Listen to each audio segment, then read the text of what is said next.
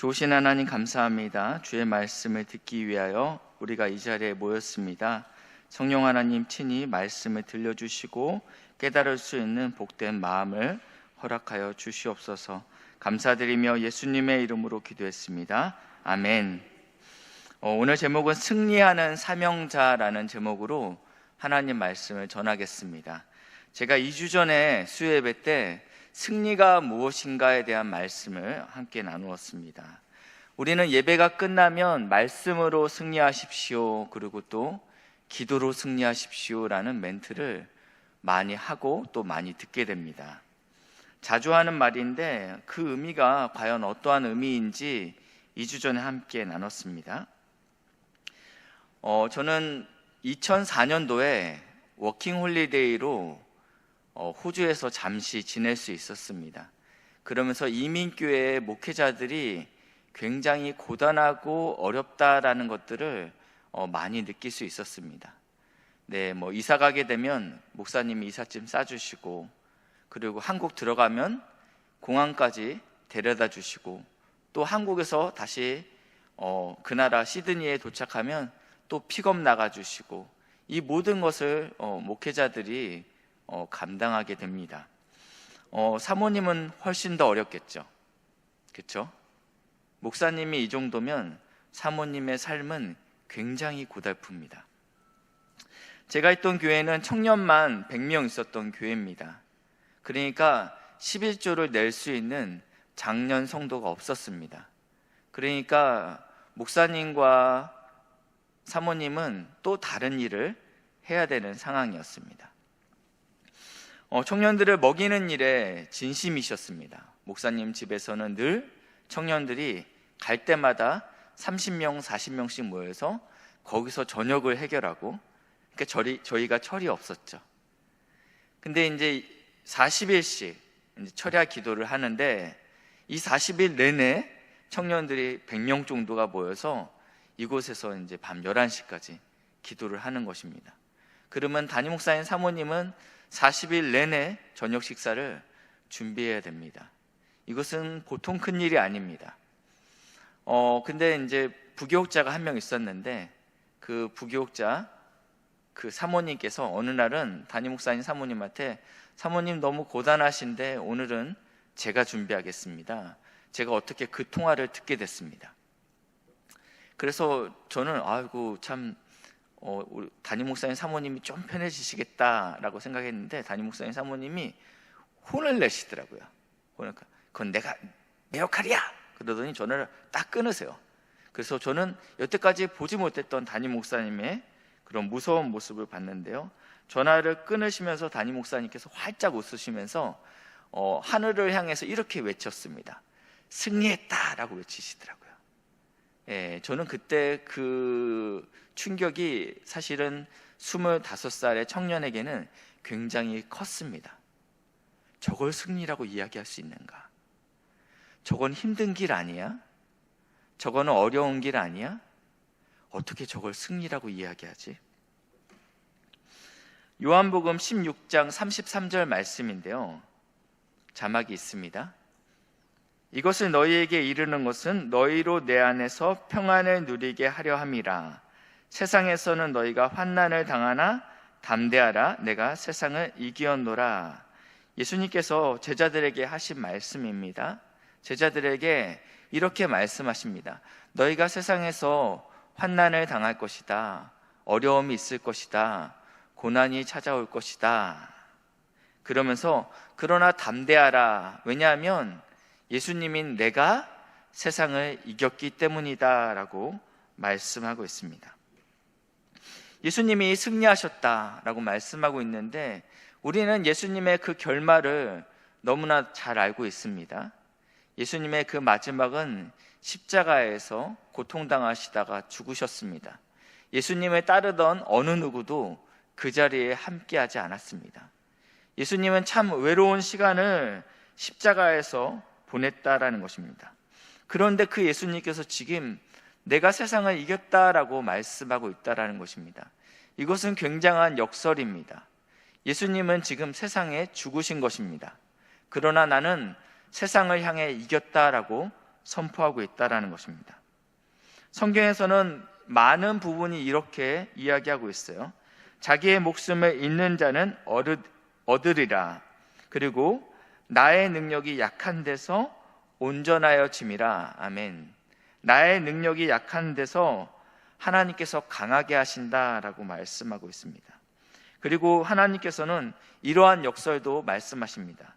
하나님께서 세상에 미련한 것들을 택하사 지혜 있는 자들을 부끄럽게 하신다. 그러니까 하나님께서 우리를 부르신 것이 우리가 지혜가 있어서 우리를 부르신 것이 아닌 우리를 통해서 하나님의 강함을, 하나님의 지혜를 온전히 보이시기 위해서 우리와 같이 부족한 자를 택하셨다라는 것입니다. 우리는 기드온의 300용사를 잘 알고 있습니다. 이들은 미디안과 싸움을 하게 되는데 그 당시 이스라엘 백성은 3만 명이 모였습니다. 많은 숫자이죠. 그러나 미디안은요 13만 명 이상이 모였습니다. 그러니까 3만이 많은 숫자가 아닙니다. 그러나 하나님께서 이 전쟁을 너희가 이 3만 명으로 싸워서 이겼으면 내 힘으로 이겼다라고 이야기할까봐 그 숫자를 줄여갑니다.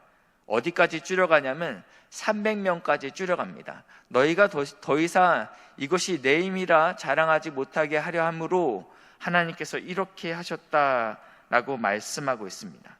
그러면서 하나님께서 이 300명의 숫자로 하나님의 큰 일을 이루십니다. 오늘도 예수님께서 어떻게 세상을 이기셨습니까? 너무 잘 알죠? 십자가의 죽음으로 세상에서 승리하셨습니다. 요한복음 17장 4절 말씀인데요. 자막 한번 보시고 같이 읽겠습니다. 시작.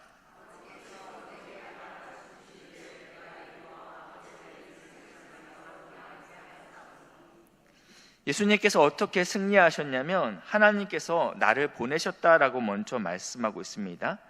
나를 지금 심부름시키셨어요. 내게 하라고 주신 일을 내가 어떻게 했다? 이루었다. 그 하나님께서 나에게 부탁하신 그 일을 내가 온전히 순종했다. 지금 여기서 말하는 이것은 십자가를 지러 왔다라는 이야기를 하고 있다라는 것입니다. 그러니까 하나님께서 보내신 사명을 감당하심으로 승리하였다라고 말씀하고 있습니다. 그러니까 승리의 개념이 우리와는 사뭇 다르다라는 것입니다. 우리는 내 생각이 관철될 때, 그리고 내 뜻이 뜻대로 이루어질 때, 그리고 내 나라가 확장될 때 우리는 승리했다라고 이야기합니다. 그러나 아버지의 생각과 아버지의 뜻과 그리고 하나님의 나라가 성취되면 예수님은 그것을 승리라고 이야기했다라는 것입니다. 예수님은 치열한 싸움을 겟세마네 동산에서 했다라고 말씀을 드렸습니다. 어느 정도로 하셨죠? 땀이 핏방울이 되는 것처럼 뚝뚝 떨어질 만큼 치열한 전쟁을 겟세마네에서 했습니다. 내 뜻대로 마옵시고 아버지의 뜻대로 하옵소서. 이것이 지금 굉장히 치열했던 전쟁이죠. 우리는 여전히 숫자로 그리고 규모로 승리를 판단하려고 합니다. 1등급이 받으면 승리한 거고, 좋은 대학, 좋은 수능을 받으면 우리는 승리했다라고 이야기하죠. 그리고 교회가 커지면 승리한 목회다, 목회에 성공했다라고 이야기합니다. 이 승리라는 개념 자체를 규모나 숫자로 이야기한다면 그러면 패배자는 개척교회 목사님이 된다라는 이야기를 제가 드렸습니다. 수년째 성장하지 않는 개척교회 목사님은 실패자입니까? 효율로 따지자면 농어촌에 있는 목회자들은 그들도 실패자입니까? 정말 아무도 가려하지 않는 그 곳, 저보고 가라고 하면 제가 과연 갈 수 있을까? 저는 거기에 대해서 답을 못합니다. 근데 누군가는 그곳으로 가야 됩니다. 왜냐하면 하나님의 자녀가 있기 때문입니다. 그것에 결단하고 순종했던 목회자들이 지금 그 땅에 있는 것입니다. 그럼 우리는 그분들에게 실패자라고 이야기할 수 있냐라는 것입니까? 아무도 우리는 농어촌에 있는 목사님들에게 그리고 5명의 영혼을 놓고 밤새 씨름하는 개척교회 목사님들한테 실패자라고 이야기해서는 안 됩니다. 찬송가 323장은 보통 신학생들이 졸업할 때 늘 부르는 찬양입니다. 부름받아 나서니 몸 어디든지 가오리라. 괴로우나 즐거우나 주만 따라 가오리니. 아골 골짝 빈들에도 복음 들고 가오리라. 3절은 이렇게 시작합니다. 존귀 영광 모든 권세 주님 홀로 받으소서. 멸시천대 십자가는 제가 지고 가오리라. 신학교 1학년 때는 이 찬양을 부를 때마다 뜨거운 마음으로 주님 저를 보내주소서. 그래서 4학년 정도 되면요, 주님 쟤를 보내주세요. 이러다 신대원 가면요, 입을 꽉 다물어요. 도저히 이 찬양을 할 용기가 나지 않기 때문입니다. 지금은 웃으면서 이야기하지만 이것은 굉장히 심각한 문제이죠. 예수님께서는 우리에게 좁은 문으로 가라, 생명으로 인도하는 문은 좁고 그 길이 협착하여 찾는 이가 적음이라 라고 말씀하고 있습니다. 그리고 나는 그 길이다. 우리는 예수님을 따라가는 제자라고 우리가 스스로 이야기합니다. 성도는 예수님을 따라가는 제자 맞죠. 그러나 예수님이 걸어가신 그 길에 우리는 가길 원치 않습니다. 우리는 이 승리의 개념을 어떠한 숫자와 규모로 이야기하지 않고 부르신 사명으로 해석해야 된다라는 말씀을 드리면서 제가 여기까지가 이제 저번 주에 했던 설교 내용을 요약한 겁니다. 그러면 이제 이 승리의 개념은 규모와 숫자에 있지 아니하고 사명에 있다라고 말씀드리면서 제가 야구 경기 이야기를 잠깐 했습니다. 9회 말입니다. 1대1입니다. 그래서 1점만 더 내면 우리가 이기는 거고 상대편은 어떻게든지 이 1점을 못 내게 막아야 됩니다. 원아웃에 주자는 3루에 나가 있습니다. 그리고 대타로 나온 사람은 멋있게 홈런을 치고 싶은데 감독이 불러드립니다. 너는 지금 홈런 치는 시간이 아니야. 지금 너는 희생 플라이라는 작전이 있는데 나는 아웃이 되더라도 주자 3루에 있는 주자가 홈 베이스를 밟게 하는 것입니다. 그러니까 내가 쳐도 나는 이 출루율이 올라가지 않아요. 결국 나는 죽는 것이죠. 그러나 누가 승리하죠? 우리 팀이 승리하는 것이죠. 원치 않죠. 대타로 나갔는데 멋있게 내가 이 경기를 역전하고 싶은 홈런을 누구나 치고 싶습니다. 그러나 감독은 나를 희생해서 우리 팀을 승리할 수 있는 선수를 내보내는 것입니다. 그렇기 때문에 우리의 역할은 각자 다르죠. 우리의 사명이 각자 다르다라는 것입니다. 이 사명이라는 단어, 그러니까 이 승리의 개념을 사명이라는 단어, 하나님이 우리를 부르신 그 목적을 이루어 드리는 그것이 승리다라고 말씀을 드렸는데, 사명이라는 단어를 들으면 어떠한 어르신들은 그 이야기는 청년들에게 하십시오. 사명은 나는 이제 사명이 아닙니다 라고 생각할 수 있습니다. 오래전에 은퇴식이 있었습니다. 그래서 이제 직분자들이 이제 은퇴하는 시간이었는데, 그때 은퇴자를 위한 권면자로 그 교회 원로 장로님이 올라가셨습니다. 그러면서 굉장히 식이 길어지니까 원로 장로님이 저는 한마디만 하겠습니다. 그러니까 앉아있는 성도들이 박수를 치시더라고요. 그러면서 딱 한마디 하고 내려가셨는데, 여러분 은퇴를 축하드립니다. 그리고 사역은 끝났어도 사명은 끝나지 않았습니다. 그리고 내려가시더라고요. 근데 그 짧은 한마디가 온 성도들의 큰 울림이 되었습니다. 직분의 사역은 끝났을 수 있지만 당신의 사명이 끝나지 않았습니다 라고 선포했습니다. 그런 의미에서 우리는 모두 사명자입니다. 그리고 우리가 밟는 땅이 사역지입니다. 목회자만 사역자가 아닌 우리 사랑하는 귀한 동역자 모든 성도님들의 밟는 그 회사와 그리고 가정과 모든 곳이 사역지라는 것입니다.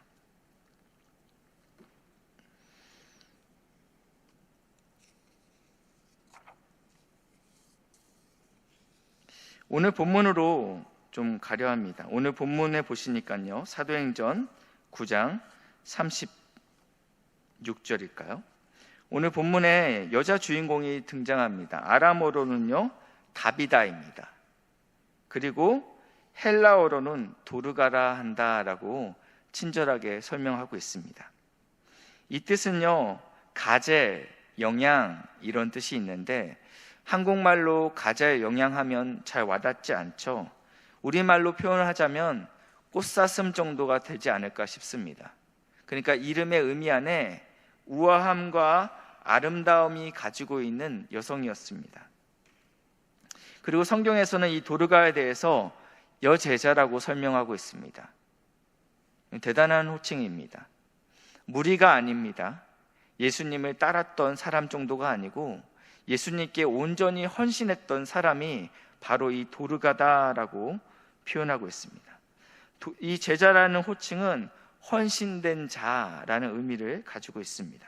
온전히 자신의 모든 것들을 포기하고 이 고난의 자리, 예수님의 자리에 함께하는 자들을 제자라고 표현합니다.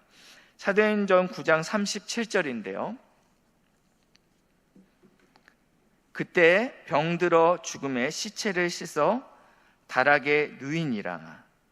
놀라운 일이죠. 이해가 잘 되지는 않습니다. 왜냐하면 누구보다도 하나님을 사랑했고 교회에 헌신했던 핵심 멤버인데 지금 그녀가 병들어 죽었다라고 표현하고 있습니다. 그러니까 이것은 참 이해가 되지 않습니다. 우리도 신앙생활을 열심히 하다가 이유를 알 수 없는 그러한 아픔과 질병이 찾아오면 하나님에 대해서 원망이 나오고 그리고 이해가 되지 않는 게 사실입니다. 그러나 오늘 이 여인도 지금 병들어 죽게 되었다라고 표현하고 있습니다. 선행과 구제하는 일이 심히 많더니 누구들을 구제했냐면 과부들을 구제했다라고 표현하고 있습니다. 당시에 이 사회적 약자는 과부들이었습니다. 지금은 직장을 가질 수 있지만 여성들이, 당시에는 여성이 수입을 가질 수 있는 방법은 없었습니다.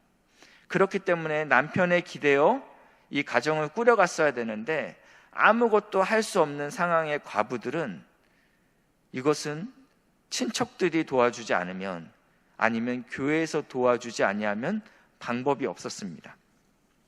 그런데 이 도르가는 과부들을 구제했습니다. 어떠한 방식으로 구제했는지 그 다음에 나와 있는데, 이 죽은 도르가를 놓고 요바에 있는 베드로 사도를 청합니다. 근처에 있었기 때문에 베드로 사도를 왜 초청했는지 저는 사실은 잘 모르겠습니다. 왜냐하면 이미 죽었기 때문입니다.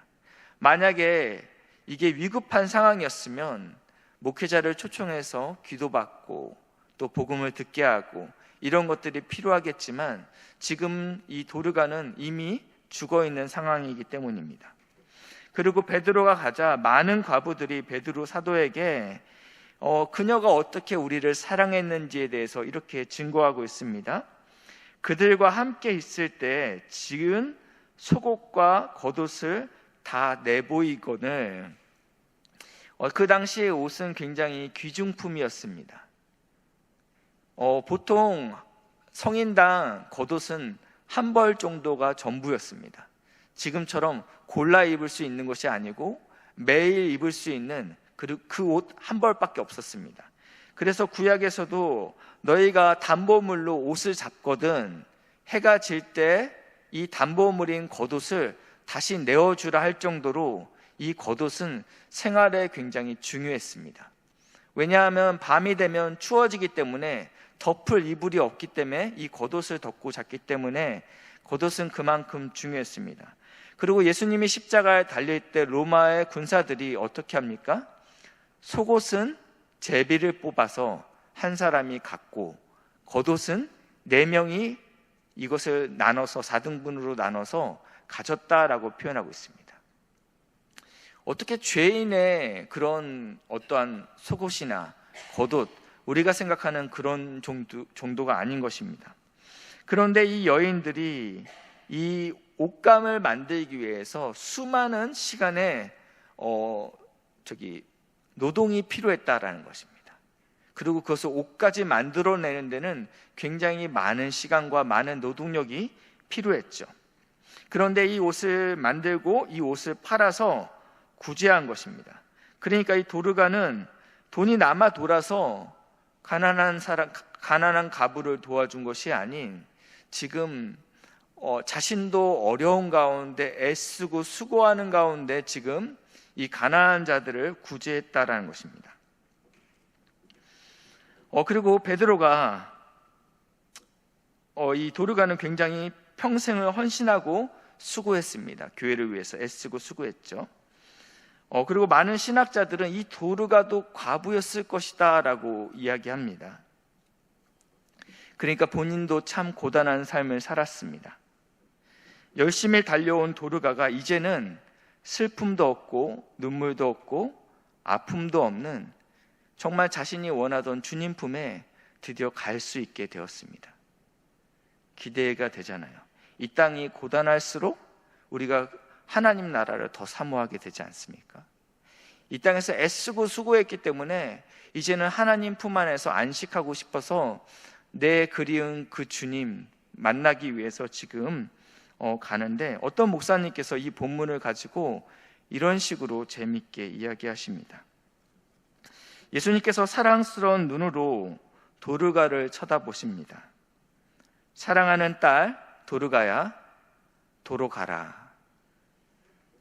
어떤 말씀인지 아실까요? 다시 빨리 가라는 거죠. 도로 가라 이렇게 표현했는데, 누구보다도 예수님과 만나길 고대했던 이 여인이 지금 예수님을 목전에 두고 다시 그 고단한 그 땅으로 가게 되었다라는 것입니다. 이 도르가는 왜 다시 이 땅에 갔습니까? 이제는 부활했기 때문에 영원히 아프지 않고 영원히 살게 됩니까? 성경에 나오지 않았지만 도르가도 언젠간 다시 또 병들어 죽게 됩니다. 그것이 인생이죠. 어차피 죽을 거 왜 다시 부활시키십니까? 부활하면 여전히 또 고된 일들을 감당해야 되는데요. 여전히 남편은 없는데요. 이런 모든 상황 가운데 하나님께서 도르가를 다시 이 땅으로 보내시는 이유가 9장 42절에 나와 있습니다. 9장 42절 같이 읽겠습니다. 시작. 아멘. 도르가에게는 사명이 있었습니다. 사명이 끝나지 않았기 때문에 하나님께서 아직 그 땅에 두신 것입니다. 그녀의 죽음까지도 하나님의 사명으로 쓰임받고 있는 모습을 우리가 볼 수 있습니다. 사랑하는 귀한 성도님, 우리의 사명은 주님 오시는 그날까지 계속되어야 됩니다. 시편 92편 12절 14절 말씀인데 제가 먼저 읽겠습니다. 의인은 종려나무같이 번성하며 레바논의 백향목같이 성장하리로다. 시작.